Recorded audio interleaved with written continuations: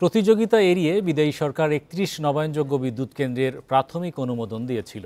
এসব প্রকল্প বাতিল করে অন্তর্বর্তী সরকার পুনরায় দরপত্র দিলেও তেমন সাড়া মেলেনি।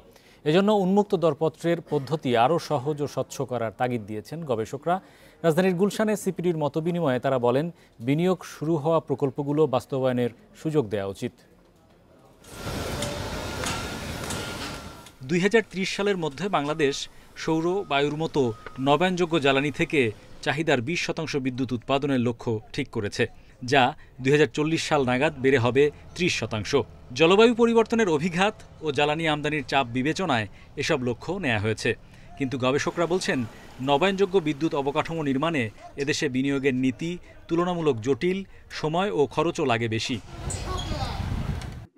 এমন অবস্থার মধ্যেই সরকার পরিবর্তনের পর প্রাথমিক অনুমোদন পাওয়া ৩১ প্রকল্প বাতিল করা হয়েছে, যেখানে সম্ভাব্য $৬ বিলিয়ন বিদেশি বিনিয়োগ আসত, মিলত প্রায় ৩৩০০ মেগাওয়াট সৌর বিদ্যুৎ।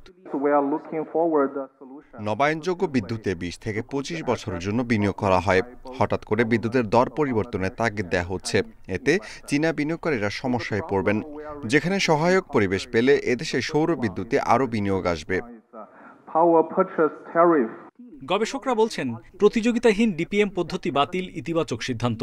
তবে বিনিয়োগ প্রক্রিয়াধীন থাকা প্রকল্পগুলো বিশেষভাবে বিবেচনা করা দরকার, অন্যথায় বিদেশি বিনিয়োগকারীদের কাছে নেতিবাচক বার্তা যাবে।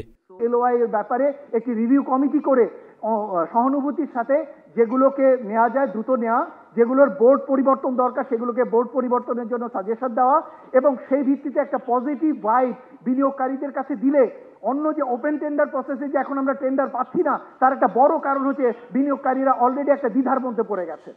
রিনিউয়েবল এনার্জি পলিসি ২০২৫-এ এটি পুনর্নির্ধারণ করা হয়েছে।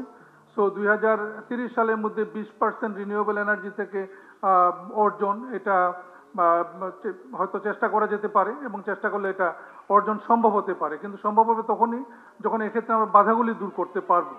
মতবিনিময়ে জানানো হয়, বাংলাদেশ বিদ্যুৎ উন্নয়ন বোর্ডের লেটার অব ইন্টেন্ট পাওয়া ১৫ কোম্পানি সৌর বিদ্যুতের জন্য জমিসহ বিভিন্ন খাতে $৩০০ মিলিয়ন বিনিয়োগ করেছে, যা আটকে গেছে নীতি পরিবর্তনের জটিলতায়।